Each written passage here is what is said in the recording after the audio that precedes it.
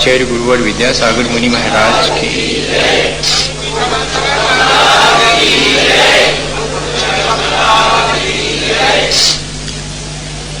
हम सभी लोग भगवान की भक्ति से अपने जीवन को अच्छा बनाने की प्रक्रिया पर विचार कर रहे हैं।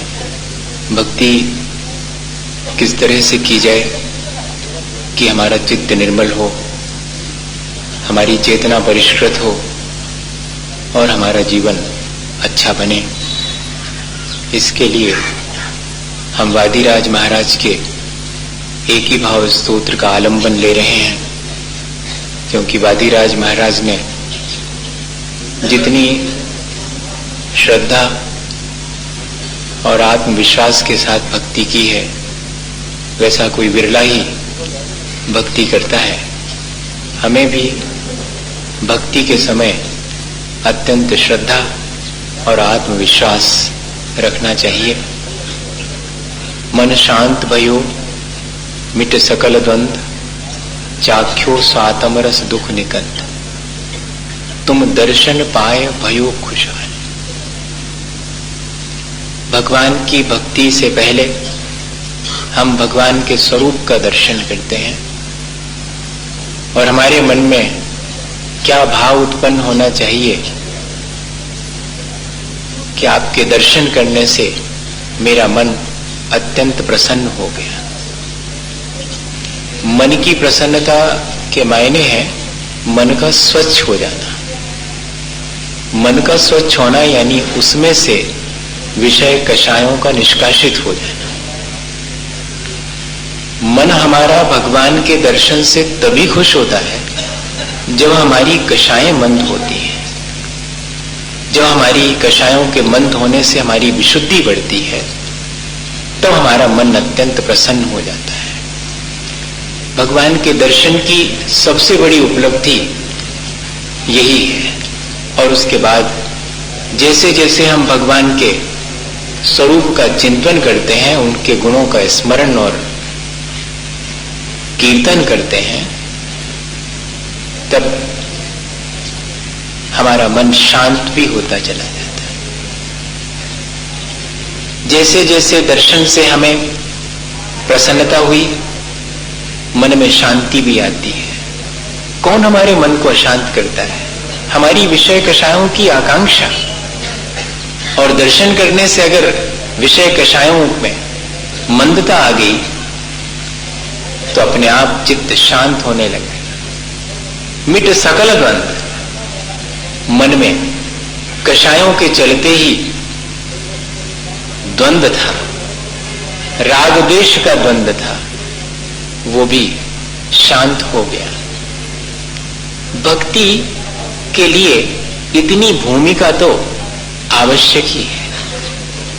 भगवान के स्वरूप का दर्शन, उससे हमारे चित्त की प्रसन्नता और चित्त का शांत हो जाना। चाख्यो स्वातम रस दुख निकंद, जैसे जैसे चित्त शांत हुआ,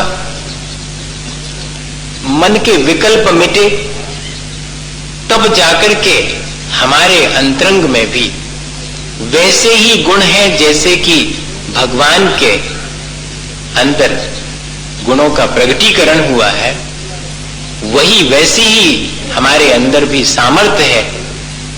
उसकी तरफ ध्यान जाते ही चाख्यो स्वातम रस दुख निकंद, समस्त दुखों को, दुखों के समूह को नष्ट करने वाला वह जो आत्मा का रस है, वो तब आना शुरू होता है। भक्ति हमें इतनी गहराई तक और इतनी ऊंचाई तक ले जाने वाली चीज है। भक्ति बहुत शतही नहीं है। वर्तमान में जो हम भक्ति करते हैं वह बहुत शतही है। हमारे शरीर को और हमारी वाणी को थोड़ा सा स्पंदित करती है, लेकिन हमारी चेतना या हमारे मन को वो भक्ति स्पंदित नहीं करती। जबकि भक्ति वास्तव में तब शुरू होती है जब हमारा चित्त प्रसन्न हो जाए। मन अत्यंत प्रसन्न हो गया है शांत भी हो गया है, उसके द्वंद्व मिट गए हैं और जैसे कि समस्त दुख ही नष्ट हो गए हैं और आत्मा का जो आनंद है वो आना शुरू हो गया है। ये भक्ति की भूमिका है, भक्ति की शुरुआत यहां से होती है। लेकिन इसके लिए चाहिए बहुत समर्पण का भाव। वो अपन लोगों के अंदर आ नहीं पाता। अपन चर्चा तो करते हैं, मैं भी रोज आपसे आखिरी में यही कहता हूं कि हमारा समर्पण का भाव, ये समर्पण ऐसे नहीं आता, कहीं से इसे हम अभ्यास करके नहीं पा सकते हैं। ये तो सहज रूप से आता है। वो सहजता भी कैसे आएगी? जैसे जैसे हम भगवान के स्वरूप का दर्शन करेंगे तब आएगी। तब उससे हमारे अंदर के जब द्वंद्व मिटेंगे और हमें अपने आत्मा की तरफ रुचि उत्पन्न होगी, तब जाकर के ये समर्पण की स्थिति अपने आप निर्मित होती है। अच्छा ये बताओ, मां के प्रति बेटे का प्रेम बहुत क्यों होता है? कभी विचार किया? बहुत रेयर केसेस होंगे जिसमें कि पिता के प्रति या कि अन्य दादा दादी और के प्रति बेटे के मन में प्रेम, और वो भी सहज। बाकी के प्रति तो कहना पड़ेगा कि ये देखो इनसे अच्छा रखा करे, इनके प्रति, ये तुम्हारे मामा जी हैं, ये तुम्हारे चाचा हैं, ये दादा हैं, ये ताऊ हैं, फलाना, ये बताना पड़ेगा। लेकिन माँ के बारे में बता नहीं पड़ता। ये नहीं कहना पड़ता कि ये तुम्हारी माँ है और तुम्हें इससे प्यार करना चाहिए, माँ से बहुत प्रेम रखना चाहिए। ऐसा किसी को सिखाना नहीं, किसी कोई स्कूल आज तक नहीं बनी हुई है, ना कोई हमें शिक्षा देने की इसके लिए आवश्यकता है। जैसे कि ये हमारे भीतर बहुत सहज होता। क्यों? क्योंकि उपकारी है वो। हम तो बचपन में कुछ भी नहीं जानते थे। हम तो हो सकता है कि अपने ही मल में अपनी पूरी देह को लिप्त कर लेते, हम तो अज्ञानी थे। वो जैसे कि देह को अपने ही मल से लिप्त करने वाले बालक को भी उठाकर निर्मल बनाती है, ऐसे ही हमने अपनी ही विषय कषायों से अपने चित्त को मलिन कर दिया है।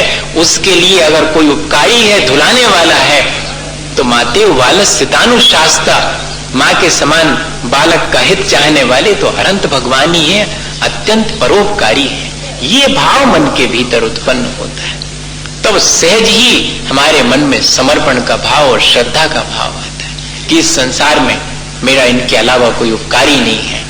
और एक बार अगर ये भाव हमारे अंदर आ गया तो हम उनकी सेवा कहें या भक्ति कहें, जो भी कहना चाहें, समर्पण कहें, वो सब हमारे भीतर आना शुरू हो जाता है। एक राजा के जन्मदिन पर राजा के मित्र ने और राजा साहब को एक सेवक भेंट स्वरूप दिया।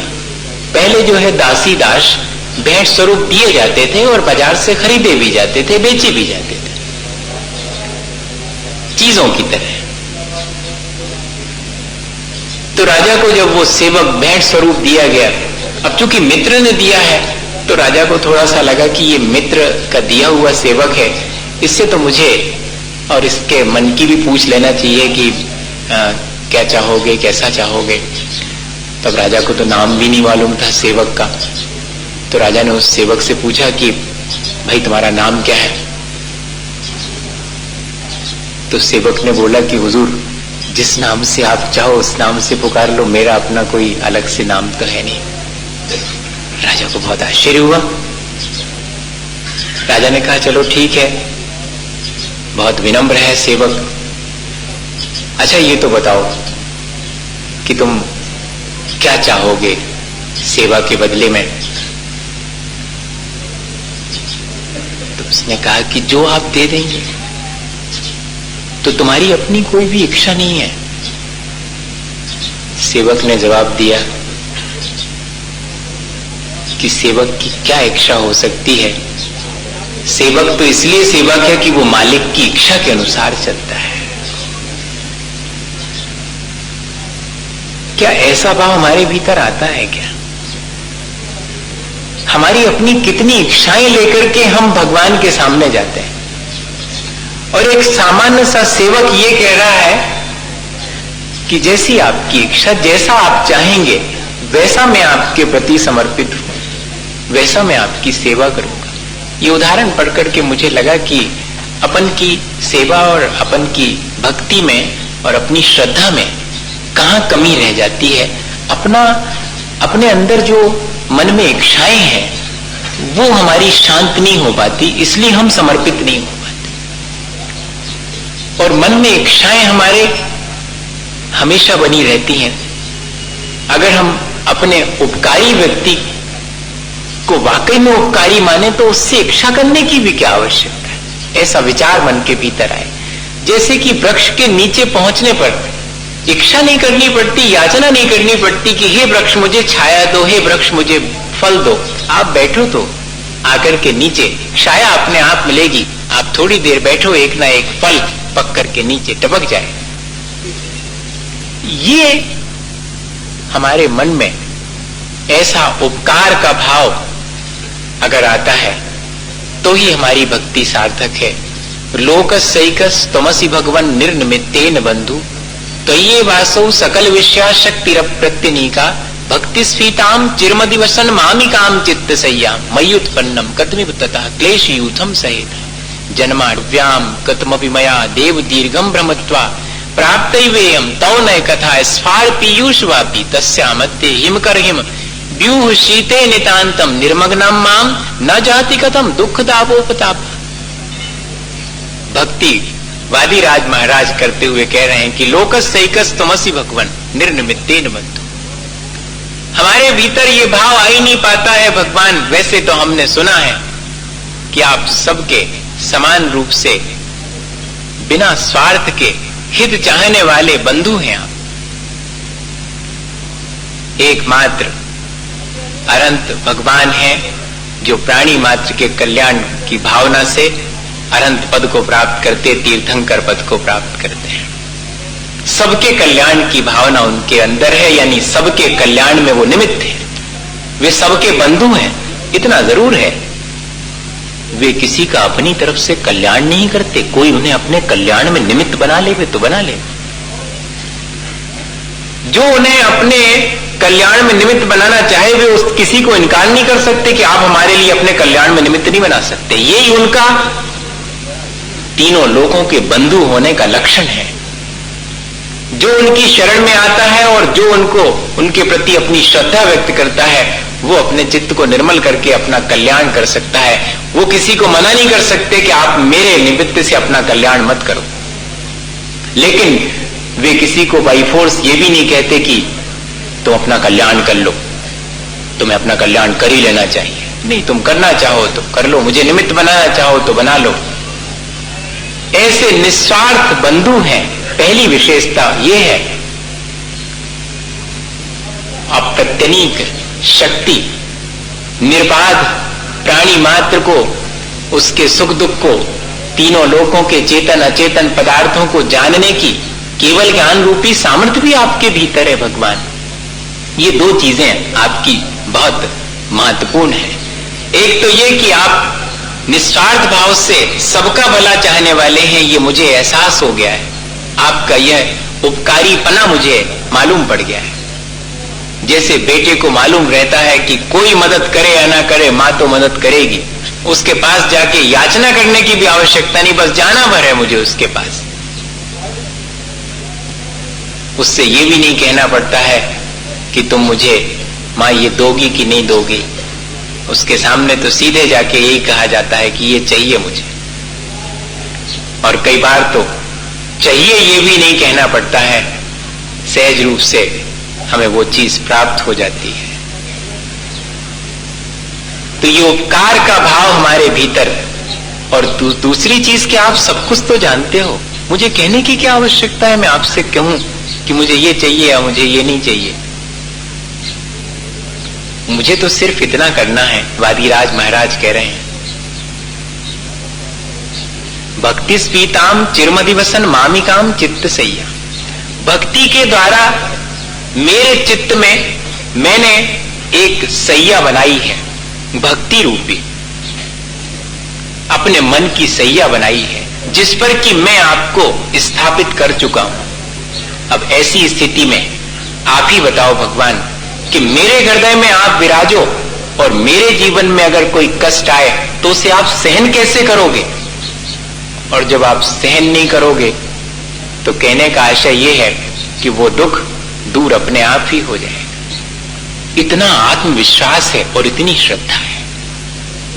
हमारे भक्ति के समय हमारे अंदर भी ऐसा ही भाव आना चाहिए कि भगवान अत्यंत उपकारी हैं, मुझे उनसे मेरे ऊपर उपकार करो ये कहने की आवश्यकता नहीं है, और किस तरह उन्हें उपकार करना चाहिए ये उन्हें डायरेक्शन देने की आवश्यकता नहीं कि ऐसा ऐसा मेरे लिए करो।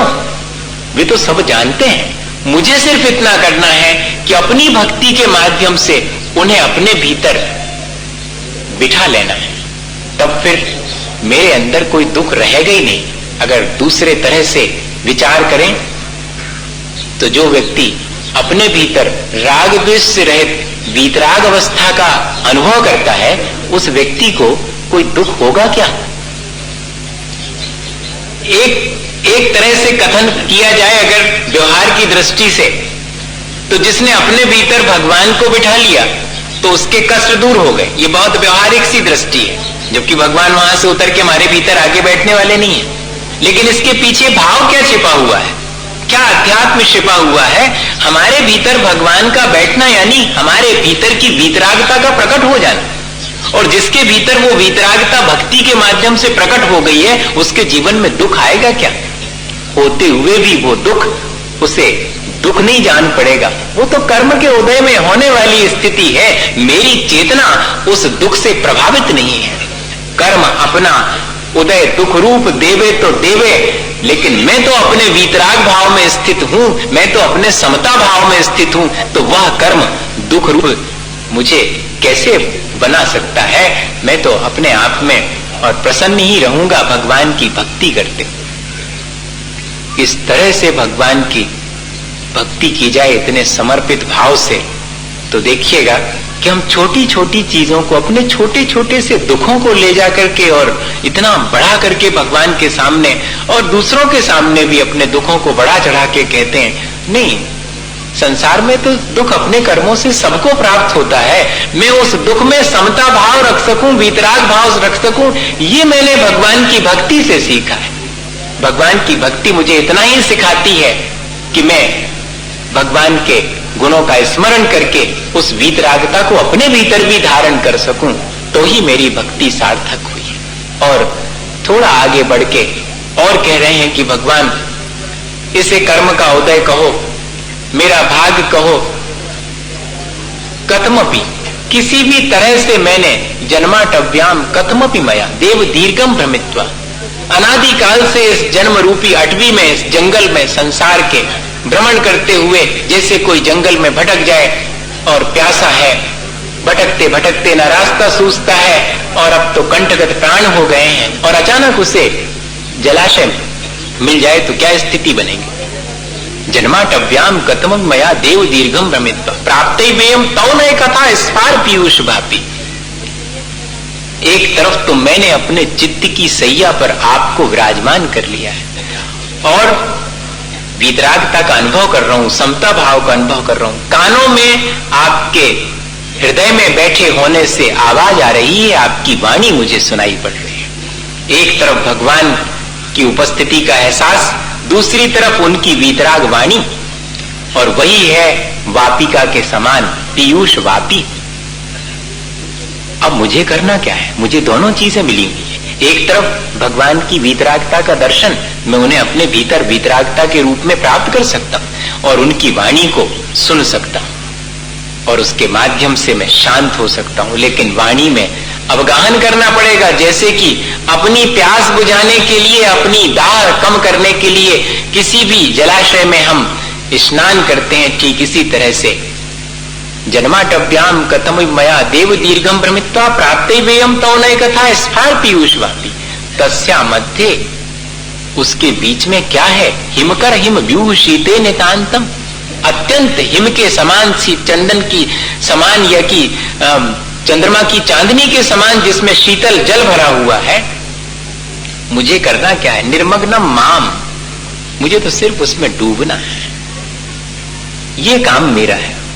बाकी सब आप कर दो, हम अपनों भर काम नहीं करें। जी आदत छोड़ना पड़ेगी। हाँ, हम अपना काम करें, बाकी सारी चीजें सहज हो जाएंगी। भगवान की भक्ति करते समय दो काम हमें करना आवश्यक है। एक तो उन्हें अपने हृदय में हम स्थान दे रहे हैं, अर्थात उनके जैसी वीतरागता को हृदय में धारण कर रहे हैं, और साथ में उनकी वाणी का अवगाहन कर रहे हैं, उसमें निमग्न हो गए। दुख कितना भी आवे, ज्ञान अगर हमारे भीतर है तो उस ज्ञान के द्वारा हम उस दुख को आसानी से जीत सकते हैं। इसलिए दोनों चीजों का समन्वय देखिएगा दो पदों में। एक तरफ भगवान की वीतराग मुद्रा का दर्शन और उनके वीतरागता का भाव हमारे भीतर, और दूसरी तरफ वाणी कानों में पड़ रही है, उसमें हम निमग्न हैं, डूबे हुए हैं। जैसे कि किसी को बहुत पीड़ा हो और उसके मन की कोई बात कोई उससे करने लगे तो क्या होता है, पीड़ा भूल जाती। बताइए, नहीं भूलती है। अपन कहते हैं कि भैया थोड़े बहला लो, हैं, रोन लगो है लड़का, बहला लो। अच्छा बहला लो, कचू में लगा लो, कैसा, ये क्या चीज है। ऐसा ही हम अपने दुख से बहल जाते हैं। दुख तो अपने कर्मों के उदय में सबके है, कमती बढ़ती, लेकिन उस दुख के बीच भी और वीतराग भगवान की वाणी का रसास्वादन करते समय वो हमारा दुख हमें दुख नहीं जान पड़ता। या तो भगवान की वीतरागता में डूब जाए या उनकी वाणी का हम चित्त से अभ्यास करना शुरू कर दें, इन दोनों स्थितियों में और हम दुख से बच सकते हैं। असल में भगवान की वीतरागता का स्पर्श और भगवान की वाणी का स्पर्श, ये दोनों ही हमें अपने भीतर महसूस होना चाहिए। जैसे कि स्पर्श हमें बेटे के सिर पर माँ का स्पर्श होने पर जैसे वो शांति का अनुभव करता है, ऐसे ही अब वहां तो कहीं भगवान बैठे नहीं है जो हमारे सिर पे हाथ फेर दे, हमारी पीठ पर हाथ थपथपा दे कि डरो मत। नहीं, हमें उनके स्पर्श का एहसास स्वयं करना पड़ेगा। और अगर वो स्पर्श का एहसास हमारे भक्ति के दौरान हमें होता है तो फिर वो हमारी भक्ति हमारे मन को निर्द्वंद, शांत और दुख से मुक्त कर देती है और हमें आत्मा का आनंद आना शुरू हो जाता है। कई ऐसी घटनाएं हैं जिनको अगर अपन देखें, मैं हीरापुर में 1980 में द्रोणागिरि आचार्य महाराज के साथ में हीरापुर से बिहार करने का समय आया। उस समय क्षुल्लक अवस्था में था, बना ही बना था, मुश्किल से 2-2.5 महीने हुए थे। आचार्य महाराज बहुत चिंता रखते थे कि चल पाएगा कि नहीं चल पाएगा, कैसे क्या होगा। पूछ लेते थे बिहार से पहले, क्यों क्षुल्लक जी ठीक है, तो मुझे क्या कहना है, हाथ जोड़ना रहते थे, हाथ जोड़ लेता था, क्या ठीक तो चले क्या। अरे मैं कौन होता हूँ, आप मेरे से पूछ रहे हैं। मुझे ये लगता था, मैं बोलता नहीं था, अभी भी नहीं बोलता हूँ। जब आप कभी मुझे आचार्य के पास देखेंगे तो इतना बोलने वाला आदमी वहां चुप्पा हो जाएगा जितना यहाँ बोलता देखता है सुबह से शाम तक। उनके सामने क्या बोलना। तो ऐसा मेरे से पूछ करके और आचार्य बिहार करने के लिए और निकल गए। वो सोच रहे थे कि ये आ ही रहा है पीछे पीछे मेरे, और मैं दर्शन कर रहा हूं। उतने बीच में मुझे बहुत तेजी से और पीड़ा हो गई पेट में। मैं थोड़ा सा रुक गया, क्या आचार्य को तो बोल दिया मैंने। और आधा किलोमीटर आगे निकलकर उतनी दूर उन्होंने देखा, क्यों क्षुल्लक जी कहाँ है। तो मैंने किसी को बोल दिया था कि बोल देना आचार्य को कि वो आगे बढ़े, मैं बस सब भी आता हूं, थोड़ा सा तकलीफ होने से 5 मिनट रेस्ट करके आता हूं। आप आश्चर्य करेंगे कि उतने दूर जाने के बाद मैंने कभी पीछे लौटते नहीं देखा आचार्य महाराज को आज तक उसके बाद। लेकिन वापिस लौट करके आए, मैं मंदिर में ही हूं, मैं दंग हूं। क्या हुआ, मैंने कहा थोड़ा पेट में दर्द हो गया था। आपको तो मैंने ये कहा था कि आप आगे निकल जाते, मैं तो आ ही रहा था। अच्छा लाओ लाओ, कहां दर्द हो रहा है। आधा दर्द तो खत्म ही हो गया, मैं आपसे कहूं आधा दर्द तो जाता रहा, और अब बाकी जो रहा सहा था वो दूसरे के हाथ से अपने हाथ में तेल लेकर के और स्पर्श मात्र किया है। मैं आज भी वो क्षण याद करता हूं कि वो दर्द कहां चला गया, कौन सी वो औषधि थी और कोई औषधि नहीं है, वो हमारे भीतर जो वीतरागता का स्पर्श है वो औषधि है। ठीक है, हमें हर समय तो ऐसा स्पर्श नहीं मिलेगा, लेकिन क्या हम अपनी श्रद्धा से, अपने आत्मविश्वास से उस स्पर्श की अनुभूति हर समय नहीं कर सकते? कम से कम अपने विपत्ति और दुख के समय तो कर सकते हैं। कम से कम जिस समय मेरा मन विकारों की तरफ जा रहा है, मेरा मन संसार के विषय कषाय की तरफ जा रहा है, तब उस स्पर्श का एहसास करें। तो वो स्पर्श हमें निर्द्वंद करने में, हमारे मन को निर्मल करने में और शांत करने में कैसे कारण नहीं बनेगा? वादिराज महाराज यही कह रहे हैं कि आज मेरे अंदर कोई दुख का कारण बना है, मेरे असाता के उदय में कुष्ठ रोग की व्याधि हुई। मैंने कभी भी आपसे याचना नहीं की कि मेरा ये रोग ठीक हो जावे। मैं तो सिर्फ आपकी वीतरागता को अपने हृदय में धारण करता हूं और आपकी वीतराग वाणी मेरे अभ्यास में है, इसलिए मैं अपने दुख से निवृत्त होने के लिए आपसे याचना नहीं कर रहा। मैं तो सिर्फ इतना ही कह रहा हूं कि मैं उस आपकी वीतराग वाणी का रसास्वादन करता रहूं, आपकी वीतरागता का एहसास मुझे होता रहे, तो ये सारे संसार के दुख फिर मुझे दुख नहीं मालूम पड़ेंगे। भक्ति इस तरह से अगर हमारे जीवन में आ जावे तो इस भक्ति के माध्यम से भी हम अपने राग द्वेष भावों को कम करके अपने जीवन को निर्मल बना सकते हैं। इसी भावना के साथ बोले आचार्य गुरुवर विष्णु